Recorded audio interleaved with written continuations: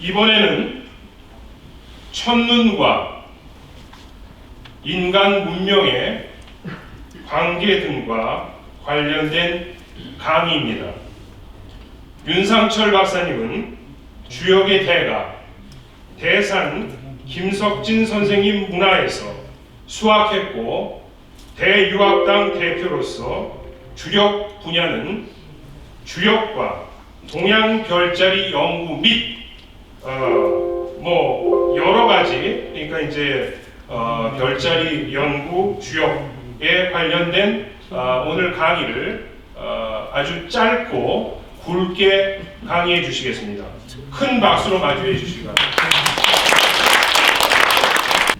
제가 출판사를 하다 보니까 여러 책을 출판사만 한 게 아니라 번역도 해가지고 냈는데, 그중에 천문유초라는 책을 출간했을 적에 공호 선생님 제자분들이 많이 찾아오셔가지고 우리 선생님이 천문을 굉장히 중요시하셨다. 그런데 천문유초라는 책을 꼭 보라 그랬는데, 지금 목소리가 여기 아까 우렁찬 목소리가 아니라서 좀 양해하시고 들어주시기 바랍니다. 그렇게 해가지고 찾아오셔가지고 그 천문유초를 꼭 봐라, 그렇게 얘기하셨는데, 천문유초가 한문으로 되어 있어서 잘 못 봤다. 근데 번역을 해주셨으니 굉장히 고맙다 하고 간 것까지는 좋은데, 그때 또 뒤에 한 말씀 하셨어요. 천문을 공부를 하고 관측을 하셨더니 3000년 대운이 우리나라에 찾아온다, 그렇게 얘기를 하셨다고 하는데, 천문이라는 거가 하늘천자 무늬문자 이렇게 했어요.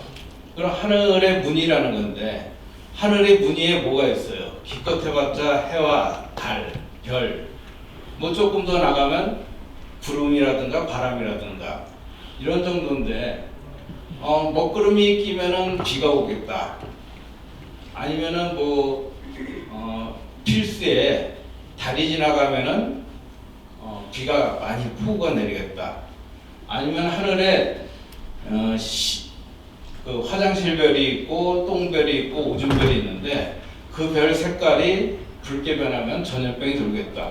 이 정도는 저도 아는데, 3000년 대운을 거기서 찾아내냐, 참 어려운 말씀을 하고 가시는 거예요.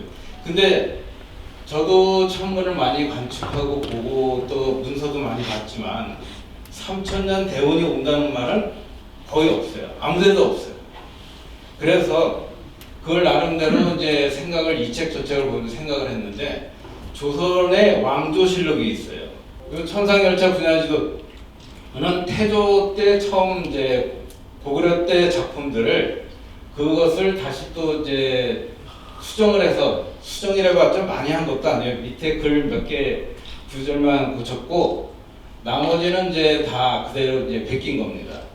근데 이 조선 왕조실록 중에 세종실록편에 무슨 얘기가 있냐면, 세종 31년 12월달 22일에 서운관 판사, 이름 잘 생각 안 나요. 서운관 판사가 와서 말하기를, 임금님 지금 큰일 났습니다. 천시원이라는 하늘의 별자, 세 천시원, 잠이원, 천시원, 태미원이 있는데, 그 중에 천시원 중에 천시원에 혜성이 떠가지고 12일날 주먹만한 혜성이 떠가지고 그게 뒤로 5척 내지 6척이나 길게 꼬리를 물면서 지나가서 큰일 났구나 했는데, 오늘 보니까, 열흘 만인 오늘 보니까 또다시 그게 또 떴다. 그리고는 천시원 지역에서 왔다 갔다 하면서 없어지질 않는다. 그러니 큰일 나지 않았습니까? 그러니까 세종대왕이 하늘의 별을 굉장히 중시해가지고 많이 보시던 분이라서, 그 천시원에 시장 쪽이, 그러니까 세상이 시장이라는 그런 도량형이라든가 그런 별들도 많지만은, 특히 뭐가 있냐면은 이 종성이라는 별, 요거 저희 종친회라는 별입니다. 그러니까 왕족 종친회, 세종대왕이니까 그 이씨 전주 이씨 왕조 종친의 별이고 종종이라면은 종친 회장이라는 별이에요. 종대부라면은 그 종친의 최고 어른들 고문이나 자문이라는 거고 종인이라는 건 종친 회원들입니다. 그러니까 여기 종친 회원에 대한 별들이 쭉 뜨니까 이게 무슨 뜻이냐면은 혜성이 거길 지나가면은 이분들이 위험해진다는 거예요. 그래서 세종대왕이 가만히 살펴보니까 자기도 고혈압이 있고 당뇨가 있고 어렵지만은 특히 자기 아들 문종이죠. 나중에 세자가 굉장히 아프기 그때 이제 병을 앓고 있어가지고 신하들을 모읍니다. 모아가지고 우리 요즘 말로 하는 푸삭거리 좀 한번 해보자. 세종대왕이 과학에 엄청 밝은 분인데 푸삭거리를 한번 해보자고 했어요. 그랬더니 신하들이 지금 천시원에 관한 별은 이 송나라의 분야입니다. 우리나라는 요 위에 기수와 미수 분야, 연나라 분야이기 때문에 우리나라하고는 관계가 없습니다. 근데 세종대왕이 그 종친회라는 말을 할 수가 없어서 그래도 이웃이라도 우리가 한번 죄를 지내는 거가 이웃이 안 아프고 좋지 않냐 얘기를 했더니 그거 고려시대에도 그런 일이 많았다. 그랬더니 신하들이 고려시대에 그런 것 때문에 망했습니다. 근데 그걸 우리가 다시 답습할 수는 없습니다. 이렇게 얘기를 하니까 세종대왕이 신하들한테 결국 졌어요. 그래가지고 그래 내가 조심하면 되겠다 하고 내가 조심하고 내 아들을 어이들을 모두 그쪽으로 오라 그래가지고 그 아들을 이제 관찰하게 했는데 세종대왕이 이 혜성이 뜬 지 3개월 만에 돌아가십니다. 그러니까 다음 해 3월달에 돌아가신 거예요. 그리고 2년 후에는 그 문종이 죽어요. 그리고 3년 후에는 단종이 죽죠. 연속적으로 이렇게 나왔는데 이 종친의 별에 이제 떠서 이제 그렇다 하는데 여기에서 그 짧은 왕조실록에서 5가지를 알 수가 있어요. 첫 번째는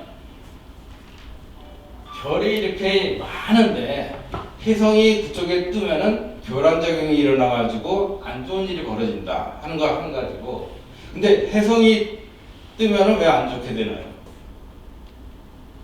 생각해 본 적 있어요? 혜성이 뜬다 그러면 옛날에는 별점을 칠 적에 되게 안 좋게 봤어요. 그 지역이 안 좋다. 그 해당하는 별, 만약에 화장실 별 앞으로 혜성이 지나갔다 그러면은 전염병이 돈다. 이렇게 했는데 왜 그럴까요? 우주에는 수많은 우주파가, 그러니까 별에서 오는 그 우주파가 있는데 평소에 우리는 그 우주파에 굉장히 익숙해져 있어요. 근데 그렇게 익숙해져 있는데 혜성이 지나가면은 거기 교란작용이 일어납니다. 마치 여러분가 지금은 그런 일 별로 없지만 우리 어렸을 적에는 텔레비전을 보면은 한창 재밌게 보고 있는데 기차가 지나가면 지지직거려요. 그렇죠? 그런 거 경험해 보셨을 거예요. 바로 그런 현상이 일어나는 거예요. 여기 우주파가 오고 있는데 혜성이 지나가면서 지지직 하는데 잠깐 지나가면 잠깐 괜찮고 오랫동안 헤매면서 지나가면 여기 사람들이 이제 그 영향을 많이 받는 겁니다. 그래서 동양에서는 그 별점을 빠르면 3개월 안에 그 영향이 나타나고 늦어도 3년 안에 나타난다. 그래서 3개월에 딱 나타난 거가 세종대왕 승하. 물론 뭐 요즘에 이런 말 하면은 믿지 않을 분들이 많죠. 그런 미신을 믿나 그럴 수 있는데 어쨌든 돌아가셨어요. 그리고 3년 안에 그 아들 문종도 죽었습니다. 그 다음에 뭐 단종 죽고 그랬던 거는 여기서 한참 그 혜성이 왔다 갔다 하면서 기운을 많이 줘서 그런 거고 두 번째는 재를 올리면 도움이 된다 하는데 재를 올리면 도움이 될까요? 세종대왕이 재를 올리자 푸삭거리를 하자 그랬는데 푸삭거리를 하면은 기본적으로 그 혜성이 지나간 거에 대해서 걱정을 하고 자기 조심을 하게 됩니다. 그런 뭐 요즘 말로 하면 이제 그래가지고 좀 도움이 된다고 얘기를 해야만 요즘 분들이 이제 그래야 과학적이지 하고 얘기를 하니까 일단 재를 올리면 도움이 됩니다.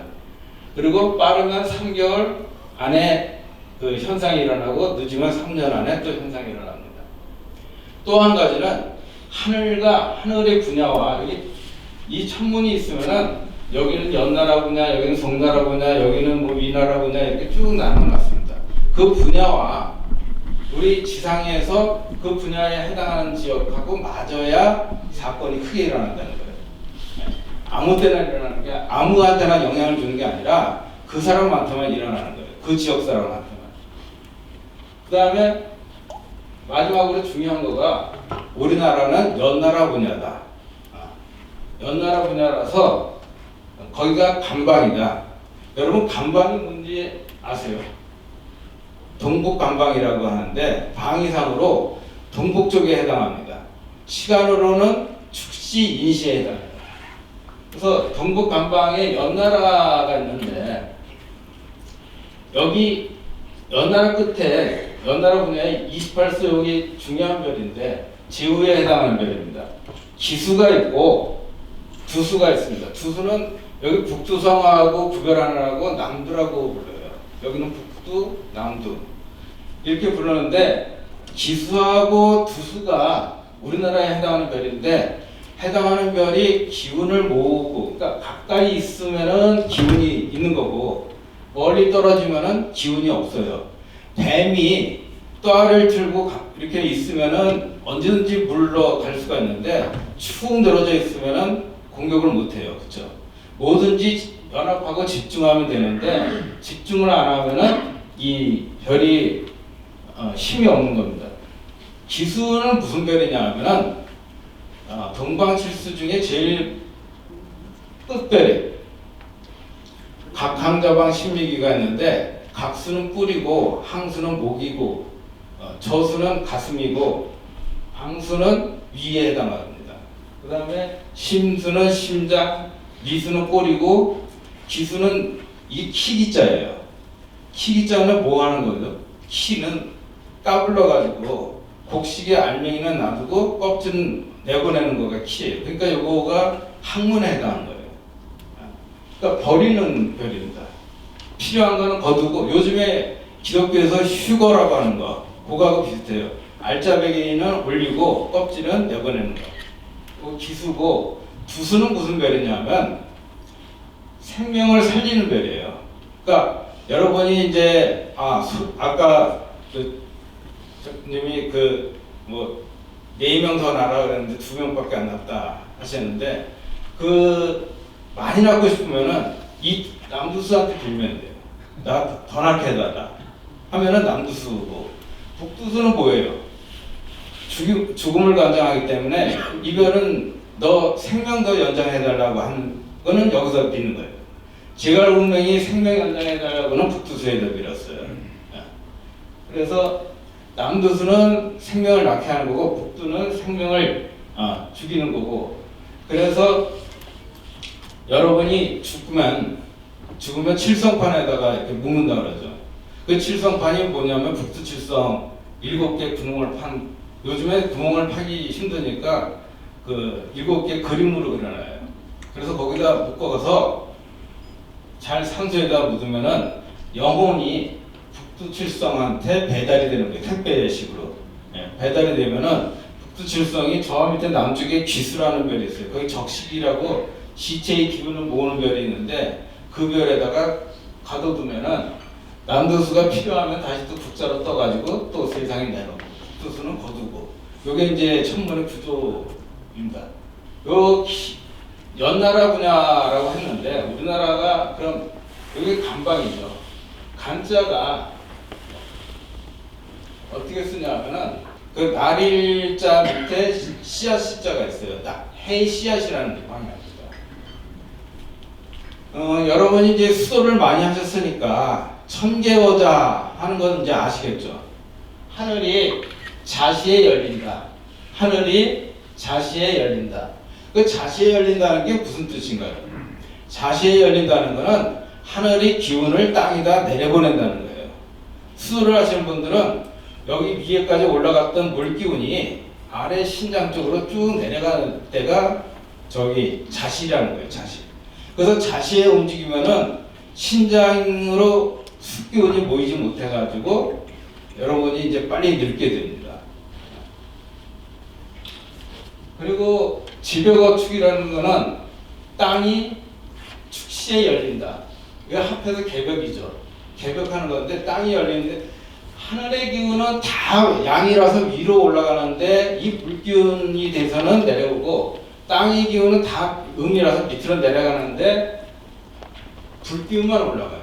그러니까 하늘의 기운은 불기운이 돼서 내려오고 땅의 기운이 불기운이 돼서 올라가면은 그 물과 불이 서로 이렇게 합해지는 거. 그러면 개벽을 하게 됩니다. 그러면 개벽을 하게 되면 그 다음에 사람이 이제 생겨나요. 인생의 인시에 사람이 생겨납니다. 이거는 목과 금으로 이제 움직이는 거죠.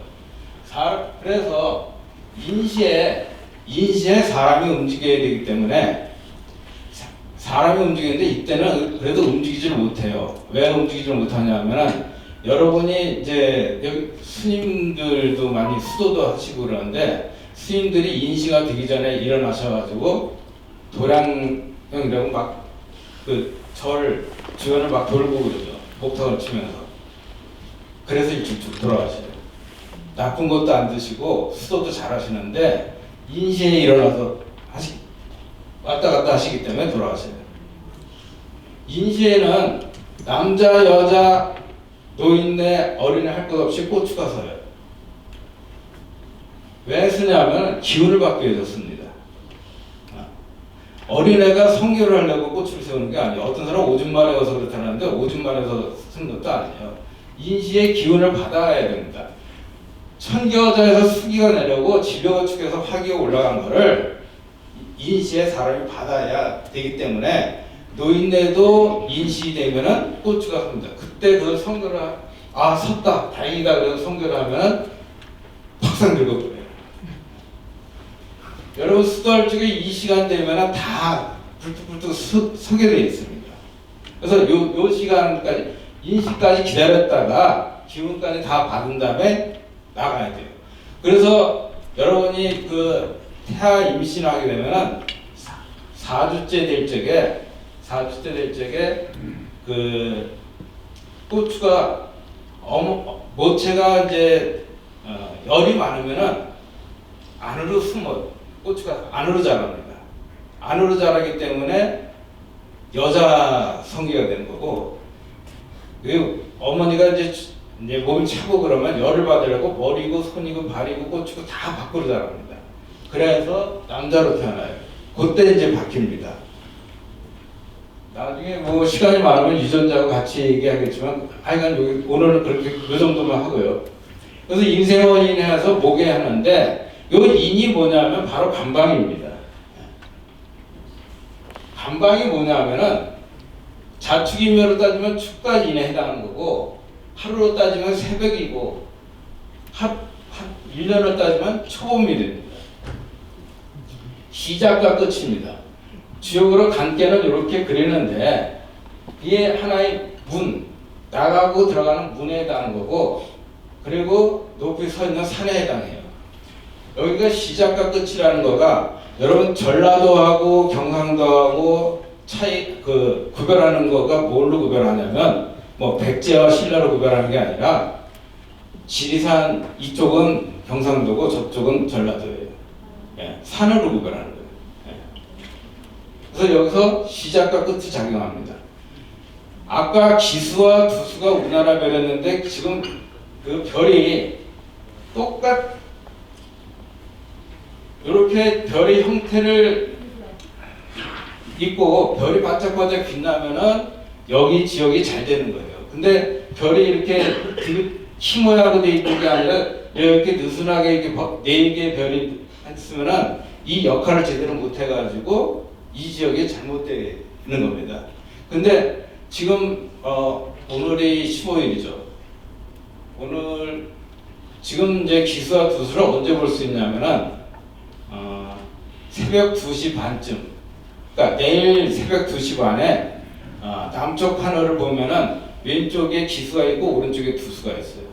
정남쪽을 바라보면 그 별들이 모양도 똑바르고 지금 여기 은하수인데 은하수를 상대 저기 은하수 때문에 둘이 만나지 못하는데 둘이 이제 은하수도 벗어나가지고 아주 굉장히 가깝게 있어요. 그래서 기운을 모으고 있는 겁니다. 기운을 이 축과 인해서 이제 모으고 있기 때문에 3000년 대운이 온다고 이제 일단 하신 거고, 이 별들이 똑바로 있어야 우리나라에 3000년 대운이 제대로 오는 거예요. 그 간방을 또 지역적으로 보면 어디를 중심으로 해서 동북 쪽이냐면, 서양에서는 우리나라를 파이스트라고 그래요. 극동이라고. 그렇죠? 동쪽 제일 끝이다. 그렇게 얘기하는데, 동쪽은 중국 쪽이고 티베트권 중심으로 보면은, 그러니까 히말라야를 중심으로 보면은 동쪽은 중국이고 동북 쪽이 우리나라하고 일본이 동남쪽이에요. 그런데 이 동북 쪽에 우리나라가 아무리 히말라야를 중심으로 봐도 우리나라는 거의 중국하고 위도가 비슷해요. 그래서 여기가 아니지 않냐 하는데, 봉호 선생님이 그 백두산 쪽이라고 그랬는데, 백두산이 동북 쪽이에요. 히말라야에서 봤을 적에. 그러니까 백두산 기운을 따라서 동쪽으로 이렇게 강원도, 경상도 쭉 내려가면서 이쪽이 기운을 받는 겁니다. 지금 우리나라에 3000년 넘어서 오는 대운이 왔는데, 그것을 아까 대운이 왔습니다만 얘기하고 어디서 왔는지 모르는데 그걸 한번 제가 실질적으로 보여드릴게요. 이게 세계 지도입니다. 우리나라에서 그랬기 때문에 우리나라가 중심에 와 있어요. 저기 유럽에서 그랬으면 유럽이 중심에 있고 우리나라는 파이스 저쪽 끝에다 그랬겠죠. 이게 무슨 그림 같아요? 태극은 태극인데 우리나라가 동쪽이기 때문에 동북 간방에서 뭐든지 시작하는 새벽이고, 새벽을 열고 봄을 여는 거기 때문에 여기서 문명이 시작을 했어요. 3000년 전에 시작을 했고, 이쪽에서 동쪽에서 모내기를 하고 새로 곡식을 심습니다. 이때는 동쪽에서는 처음 모내기하고 곡식을 심고 사업할 적이 들었고, 처음 시작할 적에 야, 이익을 어떻게 나누자 하는 얘기는 안 해요. 이익은 안 보여요. 이익은 언제 보이냐면은 이 서쪽으로 가가지고 서쪽이면서 가을에 해당합니다. 저녁에 해당하고, 가을은 추수를 하는 계절이고 사업을 하면은 결산을 보는 때예요. 눈앞에 쌀알이 보이니까 이걸 어떻게 나누냐 하는 거가 그때 생각이 나는 거예요. 그렇죠? 봄에 씨앗을 뿌릴 적에는 어떻게 나누자 하는 말을 잘 안 하는데, 가을에 눈앞에 돈이 보인다, 눈앞에 곡식이 보인다, 이거 내 창고로 집어넣어야겠다. 그렇죠? 그때 잘 집어넣어야죠. 저희 고모님이 추수 끝나고 논에서 옛날에는 물고기 미꾸라지 이런 거 잡는데, 그때는 마냥 놓으시더니 저기 밥 먹을 적에는 그냥 막 그릇에다가 미꾸라지를 많이 뜨시는 거예요. 그래서 제가 어린 나이지만은 고모부 좀 너무 하시는 거 아니냐고 했더니, 야, 그 논에 저기 웅덩이에서 많이 잡아봤자 소용없어. 그릇에서 많이 잡아야 돼. 그렇죠. 눈앞에 돈이 보이면 싸워요. 형제들도 평소 의가 좋다가 유산이 떨어지면은 싸워요. 그렇죠. 마누라도 참 곱게 남편 말 잘 듣다가 남편이 퇴직금 딱 가져오면 나누자, 이혼하자. 그때에서 이혼하자 그래요.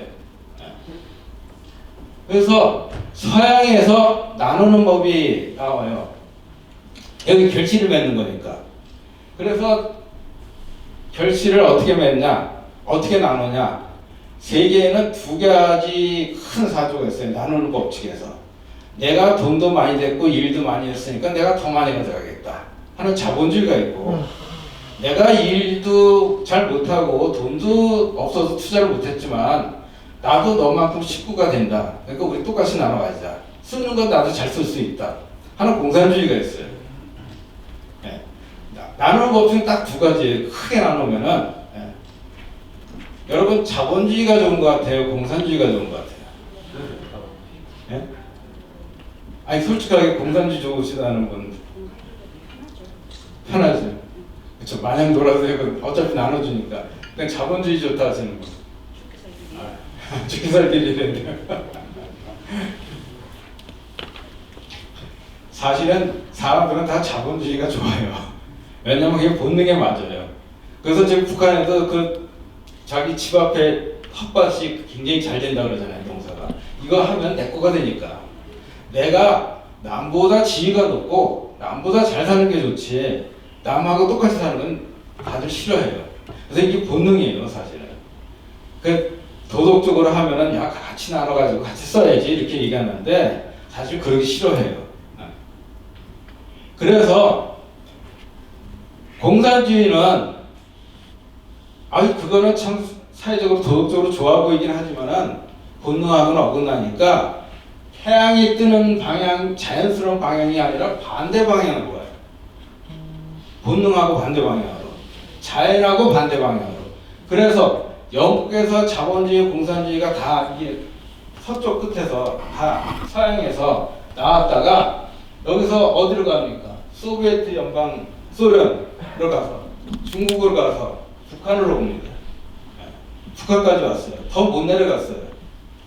자본주의는 인간의 본능을 자극하니까 태양이 뜨는 방향대로 그대로 가가지고 영국에서 미국으로 와가지고 일본으로 가서 우리 남한으로 올라왔어요. 그렇죠? 세계에 나누는 큰 법칙, 아직도 세계의 경제를 주무르는 그 법칙이, 공산주의는 소련, 중국, 북한으로 이렇게 왔고 자본주의는 미국, 일본, 우리나라로 또 왔어요.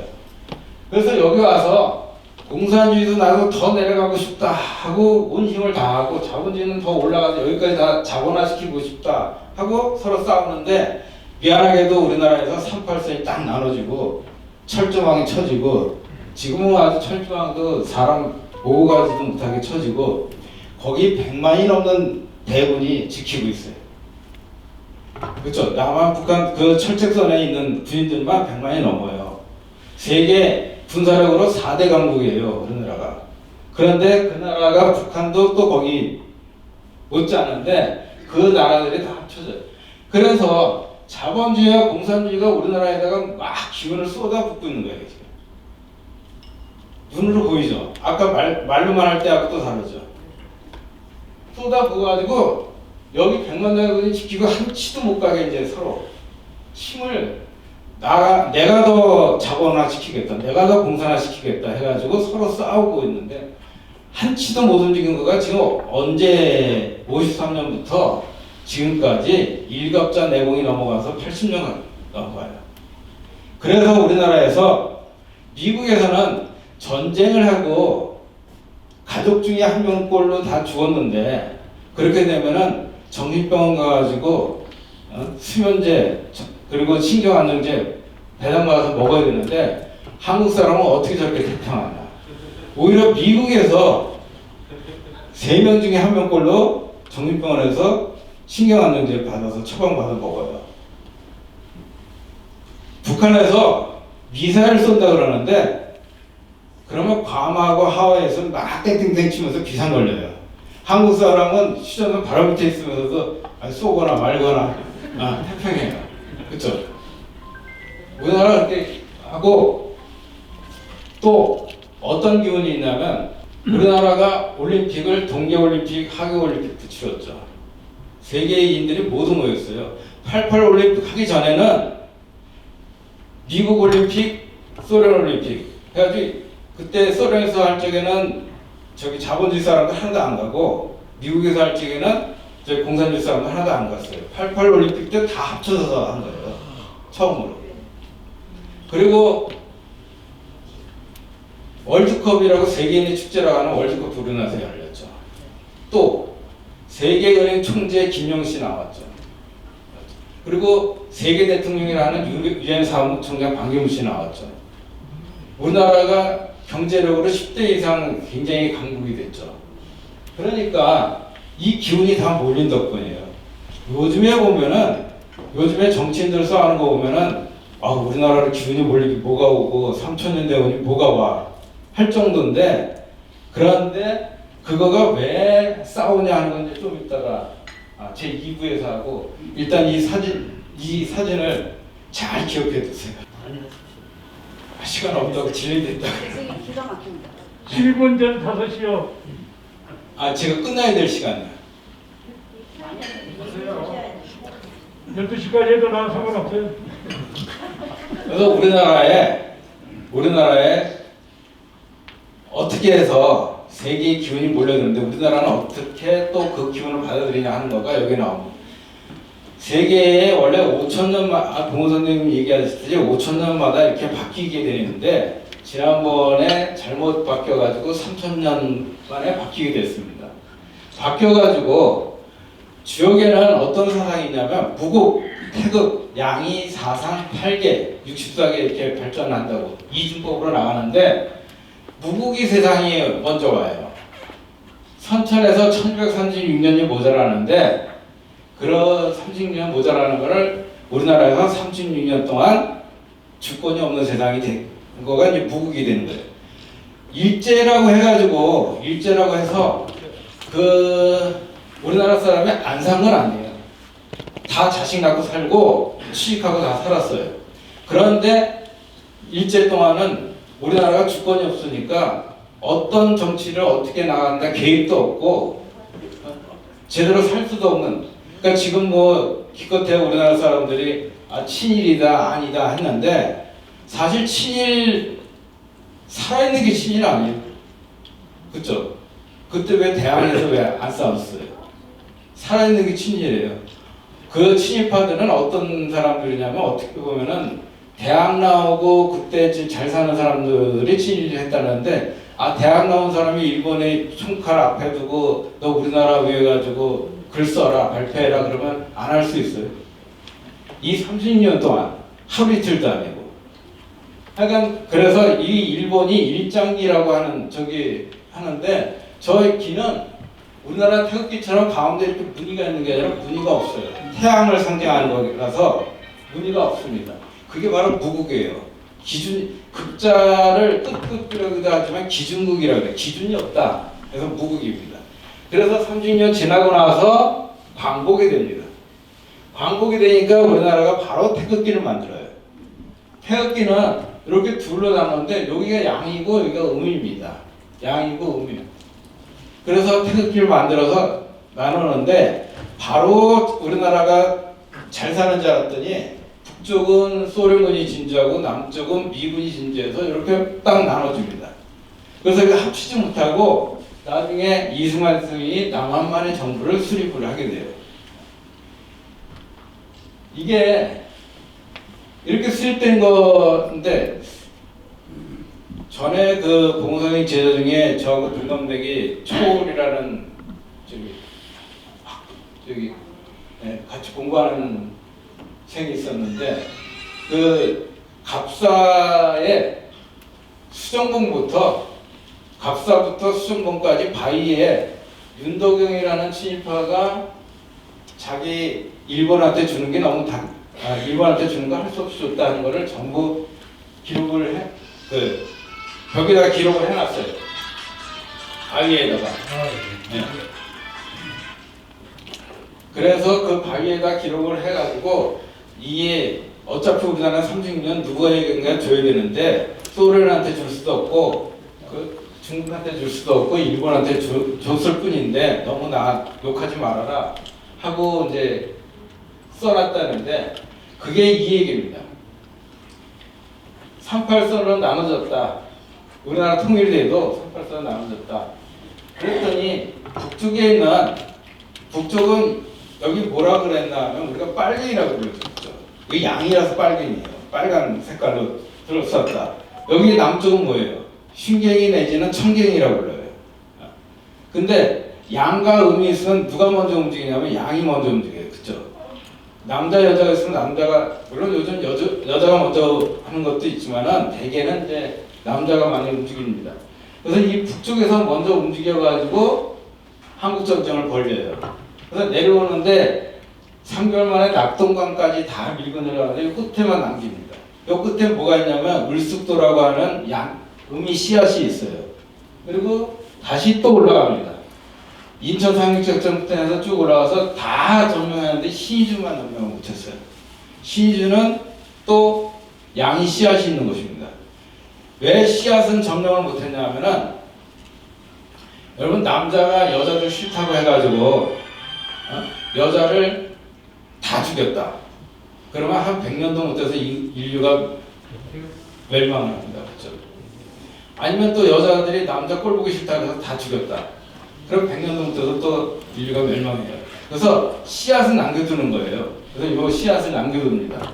남겨두고 이렇게 다시 또 됐네요. 그러니까 38선이 다시 그어졌습니다. 요 그림하고 요 그림하고 다른 차이가 뭐냐면 여기 남한에는 북한의 빨간 양이 씨앗을 뿌리고 간 거예요. 그냥 올라간 게 아니라 양이 씨앗을 뿌리고 올라갔습니다. 그래서 남한에는 원래는 음이었는데 전부 그냥 양이 드러납니다. 어떤 양이 드러나냐면 종교 세계의 모든 종교가 우리나라 거기다 들어갔어요. 딴 나라 같으면 이거 총으로 쏴 죽이고 난리가 났을 겁니다. 그런데 세계 종교 다 들어왔고 세계의 교육제도 다 들어왔고 정치 민족도 다 들어왔어요. 우리나라 단일민족이라고 그러는데 단일민족 아니에요. 이제 확실하게 아닙니다. 세계의 모든 민족이 다 들어와 있어요. 서울도 그러고 지방도 동남아시아 여자 아니면 가족을 꾸려가지 못해요. 다문화 민족이 됐고 그리고 정치제도도 우리나라가 대통령제에서 이원집정제, 의원내각제, 총통제, 탄핵제 그리고 지금 또 대통령제 해가지고 우리나라가 실험 안 해본 정치가 없어요. 모든 걸 다 한 번씩 해봤습니다. 그리고 사람들도 얼마나 빨리 바뀌는지 요즘 말 배우기도 힘들어요. 제가. 우리 꼬마들이 하는 말 전혀 이해를 잘 못해가지고 힘들습니다. 요번에 휴대폰만 하더라도 그거 얼마나 빨리 바뀌는지 몰라요. 그래서 여기는 모든 양이 발달해가지고 남한에는 그래서 정치, 경제, 교육 뭐 이런 거 다 엄청나게 다 발현이 돼가지고 도대체가 어떤 게 우리나라 정치제도야 어떤 게 우리나라 경제제도야 모를 정도가 됐어요. 북한은 남한이 올라가면서 음이 씨앗을 뿌리고 갔기 때문에 철저하게 음으로 고요하게 있고 응축되는 것 같아요. 그러니까 북한에서 일어난 일을 잘 몰라요. 그렇죠? 유일한 세계의 왕조 체제입니다. 그리고 그 음이 응축하는 것 중에 제일 결정체가 뭐냐면 핵이에요. 그 핵이 발달하는 겁니다. 그래서 북한은 철저하게 음이 발달했고 남한은 철저하게 양이 발달했고 그래서 이 음양이 지금 음은 어느 정도냐면 좌파가 원래 공산주의 비슷해가지고 양으로 활동하는 거고 우파가 자본주의 비슷해가지고 음으로 활동하는 건데 지금 우리나라 정치인들 보니까 좌파도 변질된 좌파고 우파도 변질된 우파예요. 그렇죠? 좌파가 뭐 국회의원 자리에 두면 끝까지 안 나와요. 대법원 판결 나고 헌법 소원 할 때까지 안 넣고 오히려 우파는 뭐 사건이 벌어지면 바로 또 그만둬요. 이게 바로 그만두는 거고 이 양이 하는 짓이지 음이 하는 짓이 아니거든요. 이렇게 우리나라가 바뀝니다. 바뀌어서 양이로 나눠졌지만 양이 다음에 사상으로 이렇게 나눠져요. 네 조각으로 나야 되는데 우리나라 네 조각으로 나면 언제 나타나냐면은 평소엔 잘 안 나타나다가 선거 끝나면 나타나요. 저기 왼쪽 서양 쪽은 파란색 내지는 노란색 그죠? 이거 오른쪽은 빨간색이에요. 그렇게 나눠지죠. 남한이 이렇게 넷으로 나눠지는 겁니다. 이렇게 나눠지고 그 북한도 나눠지는데 북한은 잘 안 보여요. 그 다음에 또 한 번 나눠집니다. 그게 8개입니다. 뭐로 나눠지냐면은 민주당도 정의당하고 민주당 나눠요. 조금 더 좌파, 조금 덜 좌파. 저기 국민의힘이 이름도 하도 바뀌어가지고 잘 기억도 잘 안 나는데 국민의당하고 또 거기도 조금 더 우파, 덜 우파 해가지고 또 나눠줍니다. 그렇게 나눠져서 이게 나중에 섞여가지고 아까 보셨죠 태극. 요 태극이 조그맣게 나누 우리나라를 중심으로 나누면 작은 태극이 되고 더 크게 나누면 또 큰 태극이 되고 더 크게 나누면 점점 더 큰 태극이 돼요. 태극이라는 거가 원래 기운을 모으는 기관이에요. 기운을 쭉 모으는 건데 사람도 제일 어디가 중요하냐면 머리가 중요하죠. 사람 다른 데 다 잘라도 머리만 있으면 살아남잖아요. 사람도 그래서 태극 형태예요. 이렇게 보면은 이렇게 앞에 양이라서 털도 안 났고 뒤에 음이라서 이게 초목이 자라는 거죠.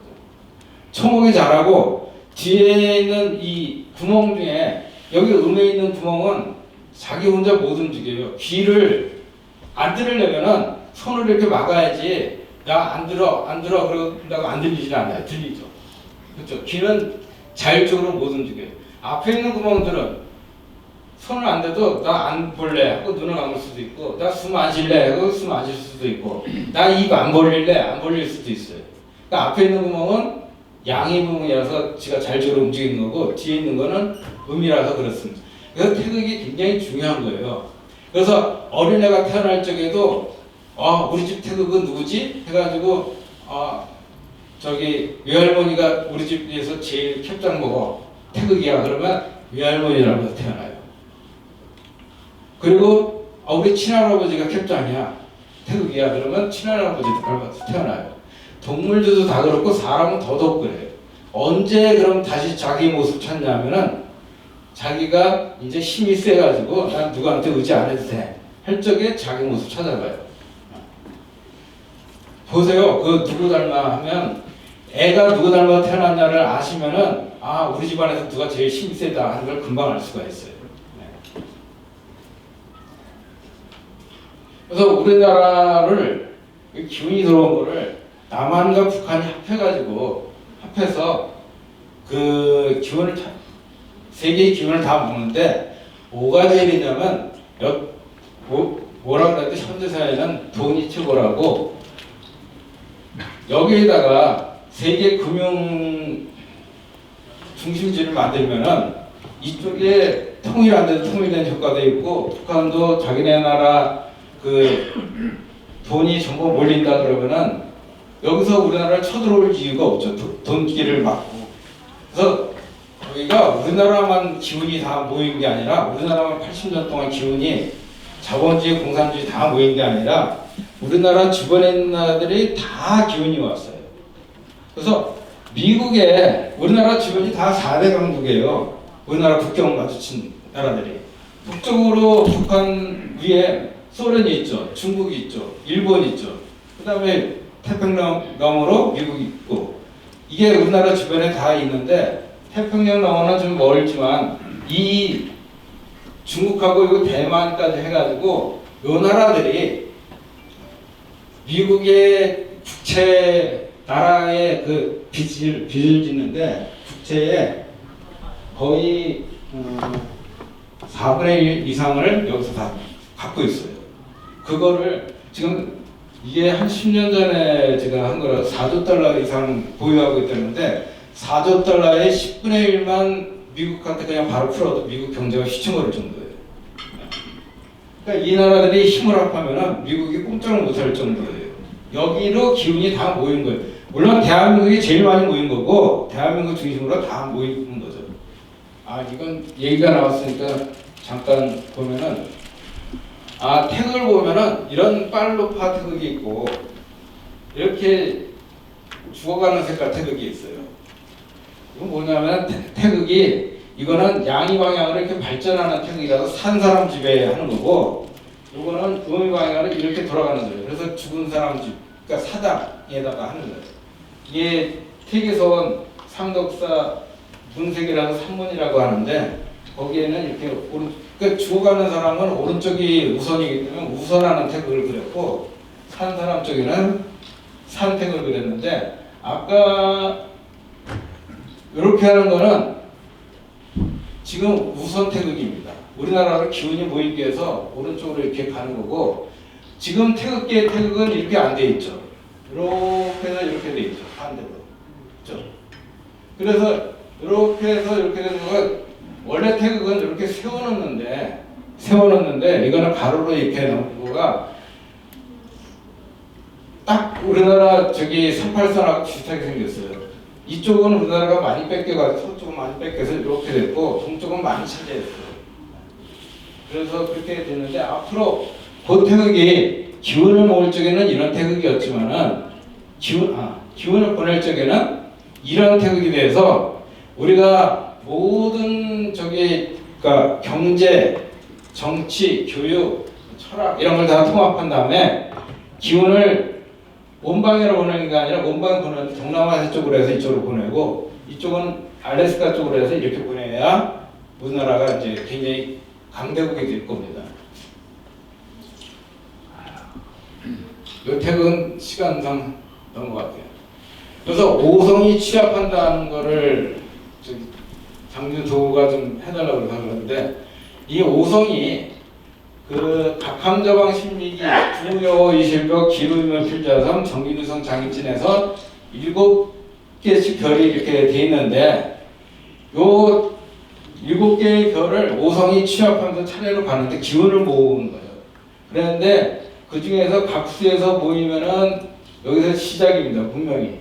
그래서 기수까지 1173년, 약 1200년 정도 기운을 이쪽 각 동방칠수가 차지하고 그 다음에 남방칠수가 또 1100년, 그 다음에 이제 서방칠수, 북방칠수 이렇게 나가는데 이게 어떤 뜻이냐면은 각수에서 오성이 취합한다는 건요 기운을 모아준다는 거예요. 기운을 모아주는데 각수는 어떤 뜻이냐면 뿌리에 해당하기 때문에 정직함을 나타내요. 정직함을 나타내기 때문에 이때 상나라, 그러니까 은나라죠. 은나라 광경왕 때 이 오성이 취합했는데 각수에 취합했는데 55년 만에 고종이 등극하면서 은나라가 부흥하게 됩니다. 바르게 됐고 그 다음에 정수 한나라 고조하고 나서 60년 만에 한나라 무제가 등극해가지고 이 정벌 정책을 많이 펴가지고 여러 주변 국가들을 괴롭힙니다. 그리고 지금은 언제 해당하냐면 967년 송나라 태조 때 오성이 취합했는데 이 귀수는 무슨 뜻이냐면은 여러분 귀장각할 때 이 귀자를 써요. 별귀자, 도서관, 그러니까 나라 도서관 일제 귀수라고 하는데 이게 굉장히 밝음을 상징해요. 그래서 이때 주돈이, 소광절, 장행거, 정명도, 정이천, 주희 이렇게 학자들이 단체로 태어나가지고 유교 철학을 아주 대성을 시킵니다. 굉장히 발전을 시켜요. 그래서 이게 규수는 이제 도서관이고 학자들 나오는 건데 이 학자들의 문제점은 뭐냐면 내가 옳은 거는 양보를 안 해요. 내가 옳다 이렇게 생각하는 건 양보를 안 합니다. 그게 2139년 되기 전까지 그렇게 싸워요. 그러니까 앞으로 한 100여 년 남았는데 지금 이제 막 사람들이 싸우고 다투고 하는 거 옛날에는 뭐 예를 들어서 뭐 성상감을 받았다 그러면 나 그런 적 없어 그러면 되는데 지금 동영상 다 찍어가지고 다 남아있어요. 옛날에 거짓말한 거 다 녹음해가지고 다 내놓고 있어요. 그렇기 때문에 너무 밝혀져서 탈이에요. 도대체가 어디 숨어서 뭘 할 데가 없어요. 제가 아는 국회의원 한 분은 전철 타서는 절대로 통화를 안 한대요. 그게 다 도청된다고. 그러니까 지금 너무 밝아서 탈입니다. 이 규수의 끝무렵이라서 그래요. 그래서 너무 밝아서 몇십 년 전 말하고 행동하는 것도 다 드러나기 때문에 그리고 이치를 너무 밝혀가지고 사람 감정을 상하게 해요. 아, 네 말이 옳아. 그렇지만 나 기분 나빠. 하는 거가 이제 감정이 상하는 거예요. 옳은 걸 너무 밝히다 보니까 이제 짜증이 나는 거죠. 그래서 그거를 어떻게든지 우리나라가 중간에 잘 융합을 시켜서 다시 내보내야 돼요. 다시 철학을 만들고 이렇게 싸우면 지금 나라 망할 정도까지 거의 돼가잖아요. 이렇게 서로 옳고 그른 것도 없어. 그쵸? 요즘 싸우는 거 보면 옳고 그른 게 없어요. 내 편, 네 편이야 그냥. 그래서 이 두 수에 다시 취합할 때 그때 세계가 다시 평화스럽게 된다 하는 3000년 운이 오는데 그 전에 여기서 어떻게 좀 빨리 땡겼으면 좋겠어요.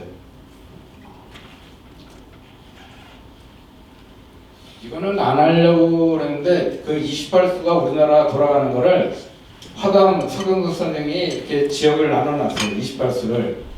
28수를 나눠놓으시고 우리나라는 저렇게 돌아간다. 근데 제가 김대중 대통령 때부터 이제 계산을 한번 해봤어요. 김대중 대통령 때 그때 어떤 별이 작용을 했나? 각항저방 신민이라는 동방칠수가 작용하는데 그 중에서 가운데 별 저수하고 방수가 작용을 했습니다. 저수하고 방수가 어떤 별이냐면은 요 충청 남도하고 전라북도를 관장하는 별들이에요. 그래서 충청 남도하고 전라북도를 관장하는데 그 별들이 작용을 했기 때문에 그때 충청도 출신이 김정필 씨를 끝까지 어떻게 내치지 못하고 같이 정치를 했어요.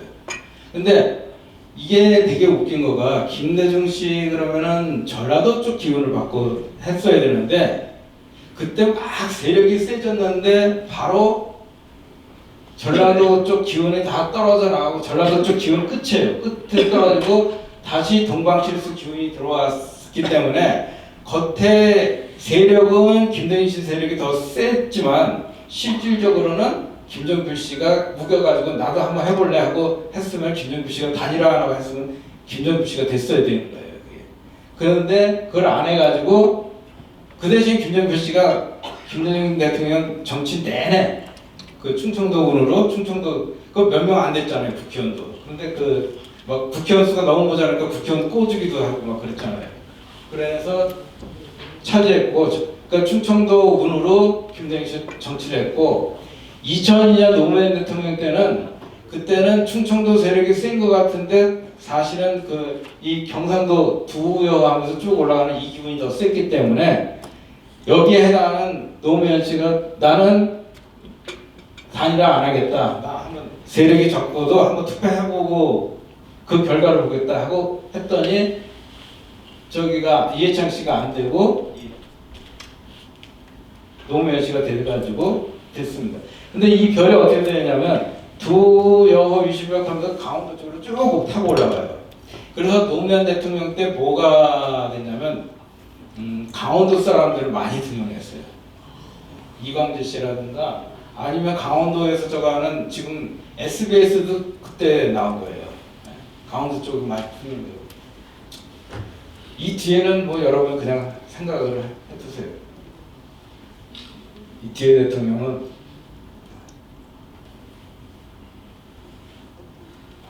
시간 어떻게 되는지 모르겠어요. 이건 해도 되고 안 해도 되는 건데. 네, 그만할까요?